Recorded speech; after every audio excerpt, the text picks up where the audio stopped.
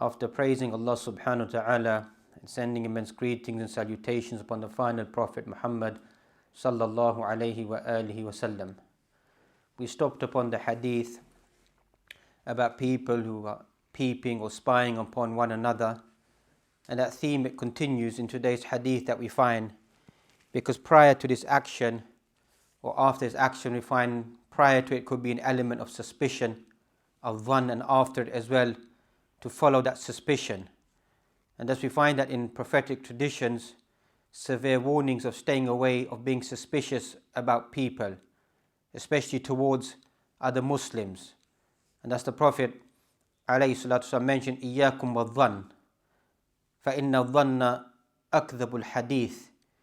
He said, woe upon you, stay away from conjecture, speculation, suspicion, following bad thoughts.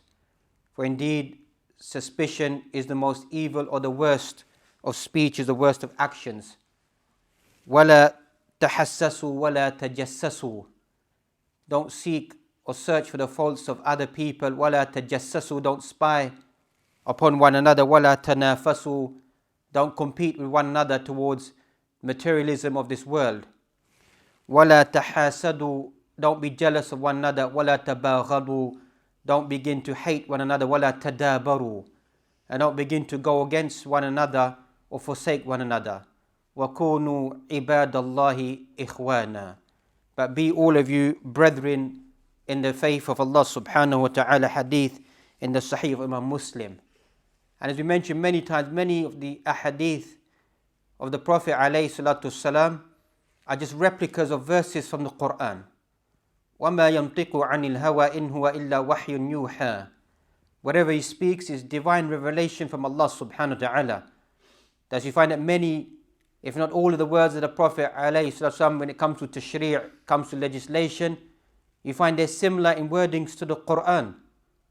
And thus inside the Quran, Allah subhanahu wa ta'ala speaks about exactly the same theme inside Surah Al-Hujurat, about these evil practices or these bad moral habits that we find, not just previously but even today as well. That is the key lesson that time and time again we're trying to drill inside ourselves, inside our society, that the themes and the lessons of the Quran are even more applicable today than they were yesterday. At the time of the Prophet ﷺ, they had the best role model, qudwa. وَالرَّسُولُ فِيكُمْ. Messengers amongst them to help change them, or yuzakkihim, to purify them, a living example, embodiment, that he can rectify them, reconcile them, tell them straight away what to do and how to better themselves. We don't have the messenger in front of us anymore, but we have his sunnah that could inspire us and lead us to begin to change ourselves. That's the same hadith, the replica of this hadith comes inside Surah Al-Hujurat, the 49th chapter of the Quran, 18 verses. And that's their key themes, key surahs and verses inside the Quran that we all need to go back and read and study, and more importantly apply inside our lives. So Al-Hujurat is only 18 verses. And we mentioned many times that if we apply these 18 verses, we'll find the ideal Islamic society. And that's why we should read such surahs and read such ayat to get a depiction of that model, Islamic model, that society. If we look at many works of tafsir like Ibn Kathir, speaking about this surah, even person wants to get a more detailed description, read Imam Shawkani's Fathul Qadir. In his tafsir, you find you can classify maybe as a contemporary tafsir, only written, or he passed away 190 years ago. Imam Shawkani, توفي في Sana'a, city in Yemen that we find a land, Baladul Hikmah, a land of wisdom. Imam As-San'ani, Sahib As-Subul As-Salam, في شرح بلوغ المرام. Ulama al-Ajillah that we find. This shows that Allah subhanahu wa ta'ala hasn't condensed that. Some of us think that ilm is in certain location. كم مرات نقلنا عن أئمة من الأندلس, علماء مفسرين from the land of Andalus, current day Spain that we find, all the way from there all the way to Al-Yemen, to حتى Al-Afriqiya that we find, Mauritania, حتى Nigeria that we find, Uthman Dan Fodio, Sahib Mufassir, Alim fi Tafsir. This is the knowledge of Allah subhanahu wa ta'ala. He spreads it out wherever He wants subhanahu wa ta'ala. Any individual who studies the book of Allah subhanahu wa ta'ala becomes a benchmark. Not that some of us, we think that certain environments is the only place, condensed, this is the only place that people of knowledge can thrive or they can come from. That's partially true. But Ardullahi wasi'ah, the land of Allah subhanahu wa ta'ala is vast and open. That Allah placed in so many different environments and continents, people who will come and understand the deen of Allah subhanahu wa ta'ala, leave behind a legacy, heritage for people to begin to read. Ayhal, Allah subhanahu wa ta'ala mentioned, Ya ayyuhalladhina amanu ijtanibu kathiran min adh-dhann, inna ba'da adh-dhanni ithm, wa la tajassasu wa la yaghtab ba'dukum ba'da. Ayuhibbu ahadukum an ya'kula lahma akhi maytan faqarihtumuhu, wattaqullaha inna Allaha tawwabur rahim. As we mentioned some of these works of tafsir, read Imam Shawkani's Fathul Qadir, how he speaks about how Allah subhanahu wa ta'ala has depicted al-ghiba ka'aklul maytah, that backbiting is like eating flesh, dead flesh. This is something repulsive by the nature of the human being, because to eat flesh is repulsive, and to speak about your living, just like the dead person doesn't know you're eating from that corpse, from their flesh, likewise the living person doesn't know that you're backbiting about them. And you find that the nufus, they find this repulsive. So imagine now the Sharia coming on top of that, something which is naturally repulsive for a human being. That is depiction of eating something which is dead. Dead flesh. And not just any dead flesh. The flesh of a human being. And then not just of any human being. The dead flesh of a human being, of a Muslim individual. That's enough to make a person to begin to reflect how severe this evil or this habit is. And inside the same ayat, Allah subhanahu wa ta'ala is mentioning about spying and being jealous upon one another that we find. And prior to this, Allah subhanahu wa ta'ala mentioned, Ya ayyuhalladhina amanu in ja'akum fasiqun binaba'in fatabayyanu. Or you believe, if a rebellious person comes to you with some news, verify that news. Lest fatusbihu ala ma fa'altum nadimin. That lest you begin to become regretful regarding your actions or your statements of what you do. That's why ulama mentioned that when a person follows suspicion, a person may feel regretful later on, but some of them mention it doesn't make no difference. Because your regret cannot bring back change time, as they say. Cannot change the words you uttered. Cannot change the environment, what you created because of you following that suspicion of carrying it out. This ayah, sababun nuzul, as Imam Shawkani mentions, other ulama al-mufassirin, Ya ayyuhalladhina amanu in ja'akum fasiqun binaba'in. The context of this is speaking about Al-Walid ibn Uqba, who's been sent to Al-Harith to go and collect the zakah. Remember, these are companions, these are people around the Prophet ﷺ, showing us that if this is what we want to extract, that if those blessed people can fall into something, then how is it not possible that today we can't fall into such severe actions? So Al-Harith was waiting for somebody to come and collect the zakah, because he made a pledge when he entered Islam that I will collect the zakah for my people and I'll deliver it to the Prophet ﷺ. So he's waiting for a messenger to come. For some reason the messenger was delayed, so he got this thought that maybe some calamity, some difficulty has befallen the Muslims. So I need to now go to Medina and deliver this zakah myself. So he's on his way to return back to Medina or come to Medina. Al-Walid ibn Uqba has been sent by the Prophet ﷺ to go and find out why has the zakah been delayed. As he travels out, he returns back. Doesn't meet the individual. And he relays, he says that this individual, he mana'ani min az-zakah wa arada an yaqtulani. He prevented to give me the zakah and he tried to kill me. So now this enraged the Prophet ﷺ, because as they say, you never killed the messenger, you never threatened the messenger. You've gone to collect something on behalf of the messenger, the Prophet ﷺ. So when Al-Walid ibn Uqba, he returns, so the Prophet ﷺ has said, or when he meets Harith, he says that, what's the matter? Why didn't you deliver the zakah? Did I not send a messenger to you to deliver it? He said, no one came to me. And no one asked me. Rather, I was fearful that you haven't sent anyone, so I came to you. So this shows the concept of news. That imagine if the Prophet ﷺ did attack this individual, did attack the tribe, did attack all of them, without verifying the news, reconciling, finding out. So imagine this happened at blessed time. Imagine the news which is spread around us at the moment. Whether it be on a global scale. Look at many of us Muslims. We are very gullible. We're very shallow. We're very weak. In today's language that we find, WMD, weapons of mass destruction. Where are they? Where do they exist?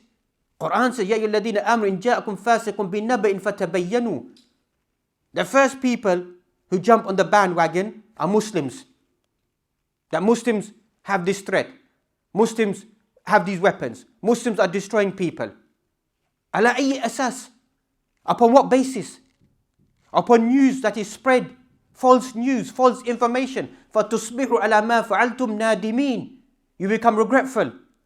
You find that even حتى الكفر اليوم, the disbelieving individuals, even the previous Prime Minister of this country, he accepts and he clearly states there were no weapons of mass destruction. تصوروا هذا. The same person who led this country to war is the same person who says that there are no weapons. It could be a great big fallacy. And God will judge me for what I've done. And God will judge you if you die in that state. But the lesson for us is us Muslims, that how many of us we follow this news and this information and we demonize our own Muslims. And even if we take it on a minor scale, this is how shallow some of us Muslims are. That so-and-so sat with another individual. So-and-so was filmed with another individual. So-and-so was a photograph with another individual. So-and-so attended such a gathering. This person is guilty by default. By being with another Muslim. He's a deviant. He's a corrupt. He's a lost individual. He's an ignorant individual. These are the extremities that we find inside our society. Because why? Of conjecture. Of dhann. Speculation which has no basis. That some of us we follow inside our lives. Rather, some of us we thrive, we live off it. If this YouTube world that we find, people live off this gossip, slander, making up stories, extracting stories, spreading these tales about people. The hadith states, إِيَّاكُمْ وَالظَّنِّ فَإِنَّ الظَّنَّ أَكْذَبُ الْحَدِيثِ. Stay away from conjecture, speculation. It's the worst of speech. And as we mentioned, that many ulama mentioned that after this, you can feel regretful. It doesn't make a difference. Because the dangers of what you've carried out are far more severe. And thus you find suspicion leads to false speech. Leads to seeking people's faults. Leads to speaking ill about other people behind their backs. And it leads to eventually destroying people and relationships and Islamic brotherhood. These are the channels where it leads to. وينقل إمام شوكاني في تفسيره عن إمام القرطبي ويقول أن أكثر العلماء, says that the majority of ulama أن الظن القبيح بمن ظاهره فيه خير لا يجوز الظن فيه. He says the majority of ulama go to the view that a person who externally is a good individual, most of their life is a good individual. For you to have bad thoughts of that individual is not allowed. ظاهره خير. And maybe once in a while they may have said something wrong, done something wrong. وَمَنْ مِنَّا, who amongst us لا يخطئ في كلامه أو في أخلاقه أو في شيء من عن حياته. Who amongst us doesn't make a mistake? Any individual, you can search through their life and not find a mistake. You can find mistakes, pages of mistakes. That's for any individual. That's not what the Sharia is about, to sit there and dissect an individual. You can listen to any individual. اللحن في قوله, mistakes inside their speech, or في الخطابة, or في قراءة القرآن, أو الآيات, أو الحديث, أو الفقه, أو الفهم, في أسلوبه. So many things a person can sit there and channel through and shift it through and say, this is this person. Is that what our intent in life is? To be channeling and shifting through people? When Imam Qurtubi mentions when majority of a person is khair, goodness, person shouldn't be so delved into that. ولكن العكس, the opposite. من كان ظاهره أنه فاسق. The apparent of a person, the person is full of fisq. وَفِسْقُهُ ظَاهِرٌ. All the time they're involved in sins, open sins, it's all visualized, everything. Look at our mentality. Muslims say, no, give the person benefit of the doubt.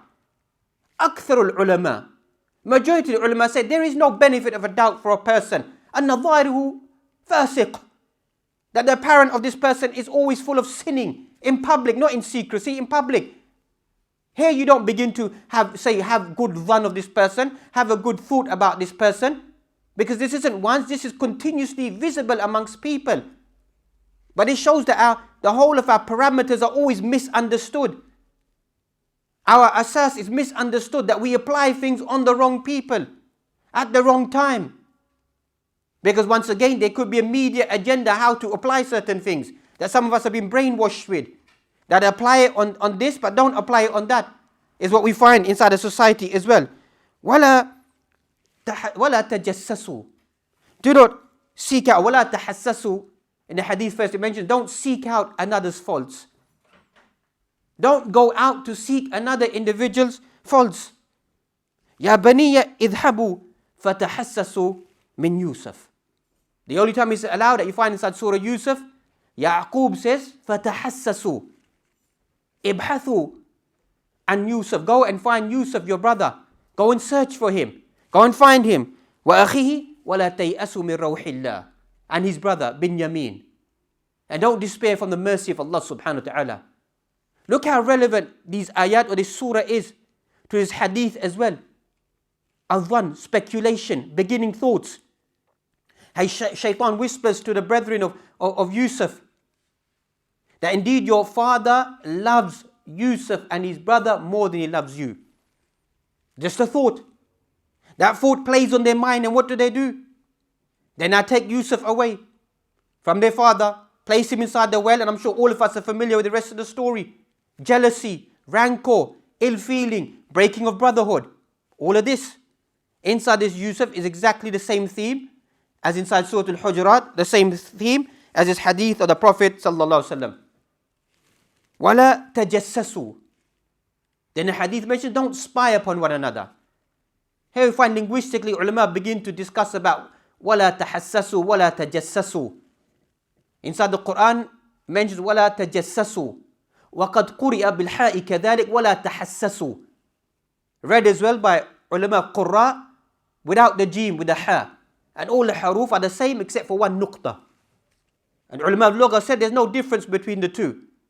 فرق بسيط. تحسسوا أن تبحث لنفسك. تحسسوا carries the meaning you go in search for something for your own self. You're trying to find something about someone or for your own self. وتجسسوا أن تكون رسولا لغيرك. With jim it means you will become a messenger. You're searching for somebody else to find mistakes about a person to relay it back to them. You find searching ikhbar and innas, to find information about people, to begin to expose them, to begin to speak out against them, that we find. There is in the Sharia an elements of tajassus, spying, which is allowed in certain elements of warfare or benefits that we find. But not what we find in today's world, that we find that if we speak openly, then we find a new type of espionage that we find. Muslims who spy on other Muslims. Dawlah and dawlah. One country spies another Muslim country. For what benefit? Even if you study their benefit, it isn't like if you study what is espionage, the Cold War, the Soviet Union against the Americans, spying on one another, building their intelligence, building their weaponry. Maybe they had a purpose, they had an intent. There was some benefit there that existed for them possibly. But what benefit do we have? A Muslim country spying on another Muslim country. For what benefit? For what intent? And all this leads to وَلَا تَنَافَسُوا. Don't compete with one another. Competing what? In goodness? Here the intent is competing in material things. وَلَا تَنَافَسُوا. Boast and compete inside this dunya. وَحَتَّى مَنْ قَالَ. Even though those people who say, what's wrong with developing the world? This is a minor element. Look at the end result of these extremities of being worried about the world. Look at them. Squandering of wealth, wasting of wealth, slave labor, torture, harm, deaths, building things, destroying them, building them, destroying them. For what purpose? So even those people say there's no harm in being modern in the world, as some people try to justify. There could be some element of truth in that, but look at the greater picture. What has it led to? وَلَا تَنَافَسُوا, warnings of the Prophet ﷺ, don't compete with one another regarding the world. What did he say? I fear for you what destroyed you, and what destroyed the people will destroy you like it destroyed the people before you, is you competing for this world. Will destroy you like it destroyed the people that came before you. وَلَا تَحَاسَدُوا, don't be jealous of one another. Thus you find that jealousy, it burns away. In Hadith Sunan Abi Dawud, burns away your good deeds. تَأْكُلُ الْحَسَنَاتِ كَمَا تَأْكُلُ النَّارِ الْحَطَبِ, it burns, destroys your good deeds like fire burns wood. That's what jealousy does. And likewise you find وَلَا تَبَاغَضُوا, don't hate one another. A Muslim shouldn't hate another Muslim. This is by default a principle. Person should not be full of hatred towards another Muslim.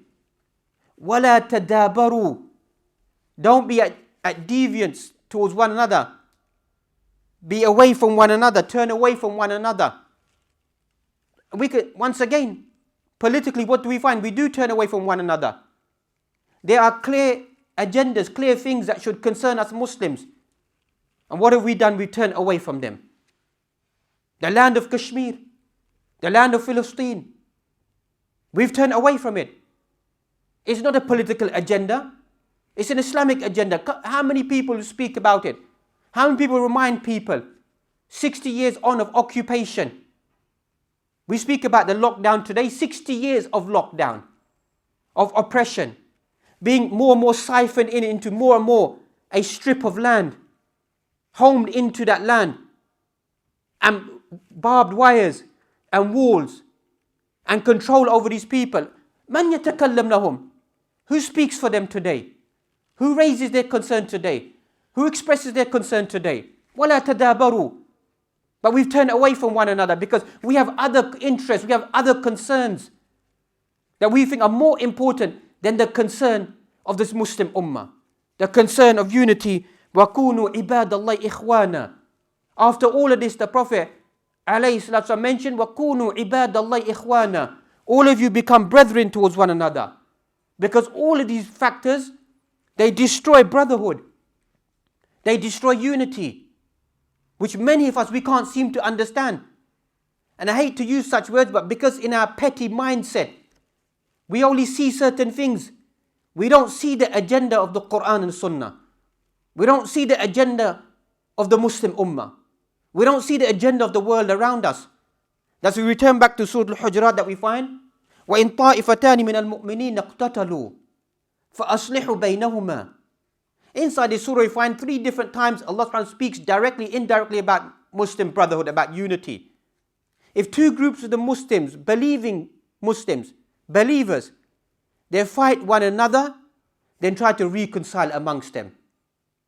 Don't begin to add more problems and fitan towards the society. Try to reconcile. Read the Sabab al-Nuzul regarding this. One of the companions, he mentioned to the Prophet ﷺ, let us go to Abdullah ibn Ubay, Ra'isul Munafiqeen, the head of the hypocrites. Let us go and speak to him, engage with him, give him da'wah, advise him. So when the Prophet ﷺ, he travels towards Abdullah ibn Ubay, he says, هذا ذكر في كتب التفاسير حديث في البخاري. He says, get away from me. Get the Prophet ﷺ away from me, because indeed we find this evil smell coming. Some of the companions got angry with this and said that indeed the smell of the donkey of the Prophet ﷺ smells better than you. So they began to argue and fight and slap and hit one another with sticks and ni'al and shoes, whatever they had. Abdullah ibn Ubay, he stands there and he rubs his hand and he laughs. Because who is fighting? وَإِن طَائِفَتَانِ مِنَ الْمُؤْمِنِينَ وَهُوَ رَئِيسُ الْمُنَافِقِينَ. He's standing there watching them fight. This is the world today. Dear brothers and sisters, this is the world today. The same imageries today. Different icons, different slogans, different powers, but it's the same game. It's the same puppeteers. Pull the strings and hold back.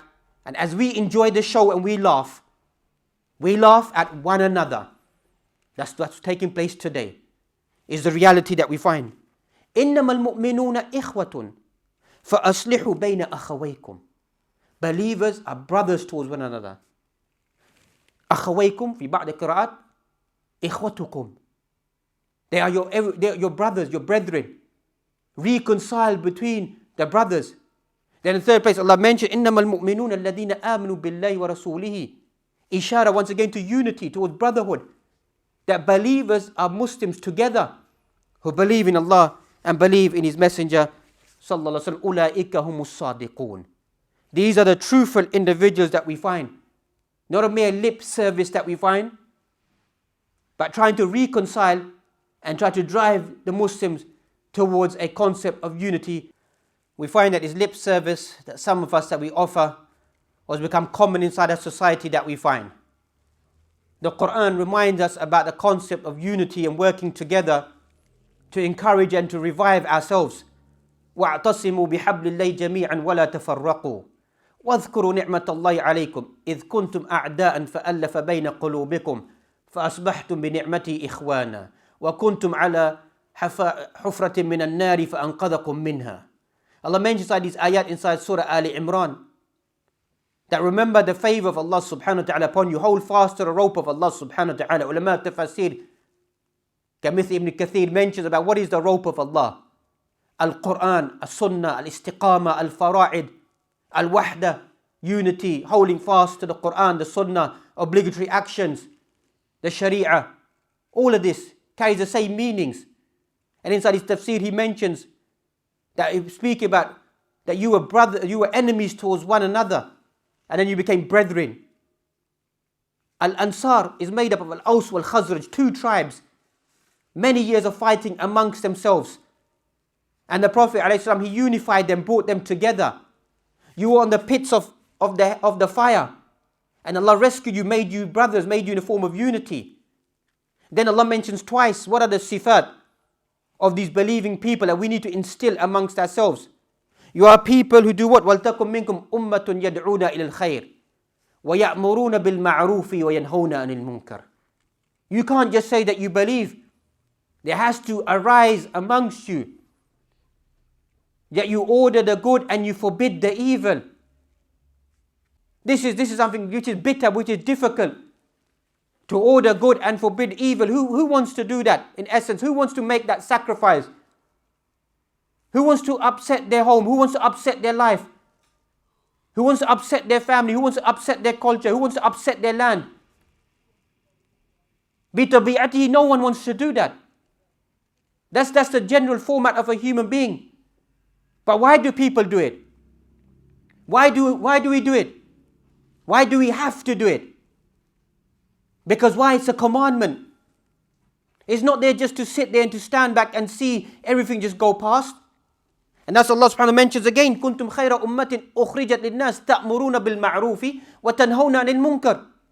You're the best people ever raised up. That you order the good and you forbid the evil. So that becomes life of the believer. Whether it be ordering the good and forbidding the evil upon oneself, one's family members, and have the opportunity around them and reminding people. That's the difference that we mentioned between Islam wa adyan ukhra and other ways of life or other religions, as they say. That's the difference. Because religion for other people is a private affair. It's a private relationship between you and God. And that's what some of us Muslims are trying to push inside society, that Islam is a private relationship between you and Allah subhanahu wa ta'ala. Baynaka wa bayn Allah. And this is a great big downfall, leading towards the destruction of Islam. Islam is not just a personal relationship between you and Allah subhanahu wa ta'ala. It's between you and the society around you. And you're engaging in society around you. Not ibadah becomes personal. There is ibadat which are personal inside our lives. And there is ibadat which are a congregational ibadah that we need to do, that we need to engage in reminding ourselves and encouraging ourselves. And that's let the Quran speak. Quran mentions, Inna hadi ummatukum ummatan wahida wa ana rabbukum fa'budun. Twice Allah subhanahu wa ta'ala mentions this slight different ending. The first time that Allah subhanahu wa ta'ala mentions inside Surah Al-Anbiya. Inside the 21st surah that we find, after Allah subhanahu wa ta'ala mentions 11 prophets. Very rarely inside the Quran does Allah mention a cluster of prophets by name again and again. Inside Surah Al-Nisa, Surah Al-An'am we find this, and here inside Surah Al-Anbiya. And we find key ayat inside here. Speak about Ibrahim alayhi salam, Waquni, when Allah subhanahu wa ta'ala said, we said to the fire, Waquni bardan wa salaman ala Ibrahim. We said to the fire, become, Waqulna ya naru kuni bardan wa salaman ala Ibrahim.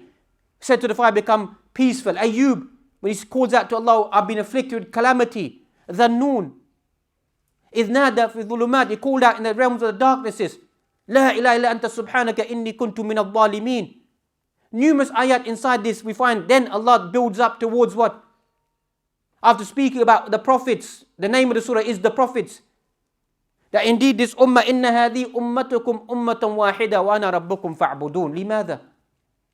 Why does Allah speak about, places this ayah inside Surah Al-Anbiya, speak about 11 different prophets, speaks about them, calling upon Allah subhanahu wa ta'ala, then addresses the believers. It's not just lip service. We have to have a deeper reading, understanding of the Quran. Not live in our bubble world. We are one ummah, one nation, one people. Khitabul Quran is unique. It's us who try to twist it. That the Quran is speaking about me, speaking about this, speaking about that. Or this hadith speaks about specifically about this. The Quran and hadith are generic. Very rarely does hadith speak about a specific type of Muslim with a specific agenda. It speaks general. Al-Muslim, akhul Muslim. A Muslim is a brother, another Muslim. Haqqul Muslim, a Muslim, right of a Muslim, another Muslim. It doesn't codify it and say, no, if the person goes away, then this person doesn't have this right. It's generic. It's open. Likewise, the Quran as well is open of how a Muslim is towards another Muslim that we find. The second time Allah mentions, إِنَّ هَذِهِ أُمَّتُكُمْ أُمَّةً وَاحِدَةً وَأَنَا رَبُّكُمْ فَاتَّقُونَ. Indeed, this is one ummah, one nation. I'm your Lord. Fear only Allah subhanahu wa ta'ala. Strange it is again, this ayah is placed inside Surah Al-Mu'minun. Inside the chapter called the believers. After Allah subhanahu wa ta'ala mentions all about the characteristics of the believing individuals. Then after it speaks about the last day and coming in front of Allah subhanahu wa ta'ala, Allah mentions in verse number 52 that this is one ummah, one nation. And prior to this Allah mentions, Ya ayyuhar rusulu, kulu min at-tayyibati wa'malu salihah inni bima ta'maluna alim. Again Allah mentions, O messengers, eat and drink from the food that we've given you. Wa'malu salihah, carry out righteous actions. Indeed, I'm forever watching over you. Ayah inside Surah Al-Mu'minun speaking about the believers. Ayah comes straight after speaking about the messengers and about their lives and about what they've been told to do. The lesson is there for us. That we need to move away from those bad moral habits and traits that we find which have been instilled within us. The media world around us. The paparazzi around us has created inside Muslims to spy upon other Muslims, look down upon other Muslims, ridicule other Muslims, speak ill about other Muslims, find faults about other Muslims. And in today's world that we find, make videos about other Muslims, expose other Muslims.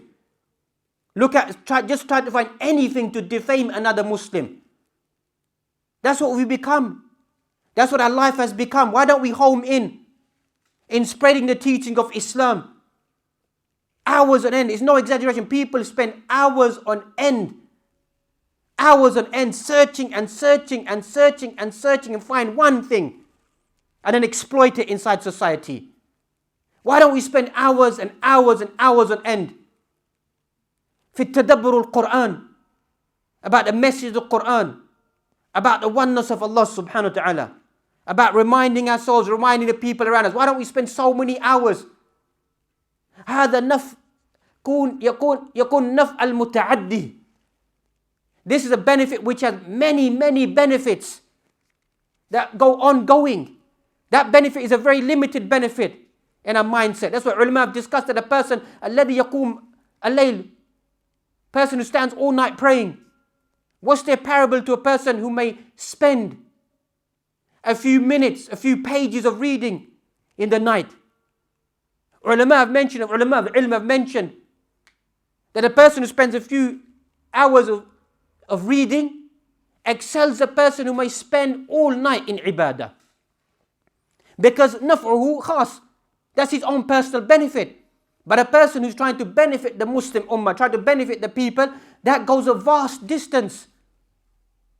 It goes a vast distance in the things that they're trying to help to benefit the Muslim ummah. That's what we should be. We should be utensils of khair, of goodness. That's a person should pray to Allah subhanahu wa ta'ala, use me as an instrument to deliver your message, to deliver it to the people. Use me as a tool to come to the people, to remind the people, remind myself. Don't let me waste my life in qila wa qal and this and that. And this was done and that was done. This was said, that was done. Maybe this happened, that happened. La. Spend your life, especially during these periods of lockdown, that we find, in benefiting ourselves and making our life fruitful and making our end fruitful and making after the end of our life fruitful, to leave something behind that will benefit the Muslim ummah.